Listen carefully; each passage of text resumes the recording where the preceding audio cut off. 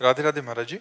महाराज जी, जब हम दुखी होते हैं या हमारा खराब समय चल रहा होता है, जब हमारा आर्थिक या शारीरिक नुकसान होता है, तब हम अपने विश्वास को कैसे प्रभु पे बनाए रखें और मन को आपने स्थिर रखें? किसी के साथ गलत आचरण किया और हमारे यहाँ का कानून आपको बंदी बना के दंड दे रहा है, तो उसमें भगवान का क्या दोष है? हमने कर्म किया, उसका भोग भोग रहे हैं। ऐसे ही अनेक जन्मों से हमारे कर्म होते चले आ रहे हैं, तो उसमें भगवान का विश्वास अविश्वास थोड़ी। अब वो तो विधान है, वो तो कानून है। तो ऐसे कानून, भगवान भी कानून के अंतर्गत है। जो भगवान ने कानून बना दिया, उस कानून के अंतर्गत भगवान भी है। जैसे राष्ट्रपति हो या प्रधानमंत्री हो, हमारे भारतीय संविधान के विरुद्ध आचरण बन जाए तो उनको भी जेल जाना पड़ेगा, नहीं जाना पड़ेगा? तो ऐसे भी भगवान ने व्याध की तरह छुपकर बाली को मारा, तो कृष्णावतार में अंतिम समय व्याध ने भगवान के चरण में बाण मारा। कानून के बाहर नहीं है, जो कानून बना दिया उसके अंतर्गत है। तो हमारे लोगों के जन्म जन्मांतरों के पाप हैं, जो हमें दुख, विपत्ति, संकट और हमारी जो उन्नति है उसमें वो बाधा पहुंचाते हैं। उन्हीं के नष्ट करने के लिए तो हम प्रार्थना करते हैं कि नाम जप करो, अच्छे कर्म करो, दूसरों को सुख पहुंचाओ, जिससे तुम्हारे पाप कर्म तुम्हें परास्त न कर पावे। अब भजन करोगे नहीं। अब जैसे बहुत से लोग हैं, मुर्गा बकरा मांस खाते हैं, शराब पीते हैं, पराई माता बहनों से व्यभिचार करते हैं, और जब उनको संकट आता है तो भगवान को कोसते हैं। तो इससे भगवान क्या करें? आप हमें बताओ।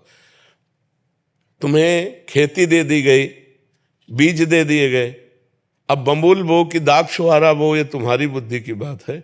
अब बो बम्बुल और चाहो दाग छुहारा, तो ऐसा तो नहीं हो सकता। ऐसे ही करो कर्म असत पाप कर्म और फल चाहो सुख, तो ऐसा नहीं हो सकता। अच्छे कर्म का फल अच्छा होता है, बुरे कर्म का फल बुरा होता है। वो बुरा कई रूप धारण कर लेता है, कभी अपमान रूप धारण कर लेता है, कभी असफलता रूप धारण कर लेता है, कभी विपत्ति रूप धारण कर लेता है, कभी विनाश रूप भी धारण कर लेता है।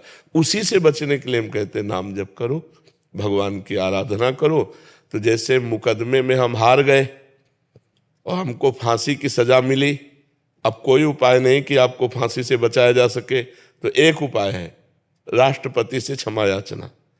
तो ऐसे हमारे भगवान हैं, अगर हम भगवान से क्षमा याचना करें तो हमसे माना कि गलतियां हो गई, हमारा बिल्कुल पक्का अपराध है, हमें भोगना भी पड़ेगा, लेकिन भगवान चाहे तो क्षमा कर सकते हैं ना। तो उन्होंने कहा आम तो हम सर्व पापेभ्यो मोक्षयिष्यामि मा शुचा, मैं तुम्हें समस्त पापों से मुक्त करके पवित्र कर दूंगा। तो हम भगवान की शरण में जाए।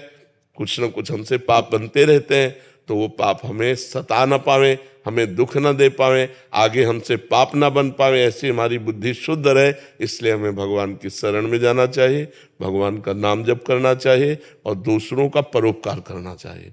परोपकार से हृदय बहुत जल्दी पवित्र होता है।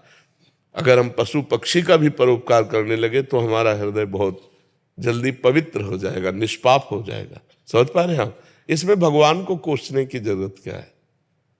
भगवान का आपसे कोई दुश्मनी है क्या?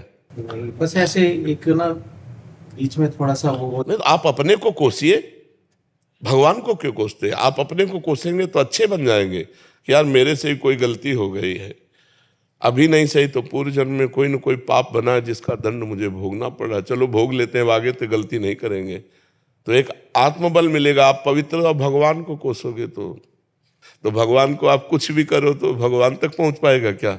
वो तो बहुत महान है, बहुत महान। देखो, पूरे अनंत ब्रह्मांडों का सृजन करके सबके अंदर खेल रहा है।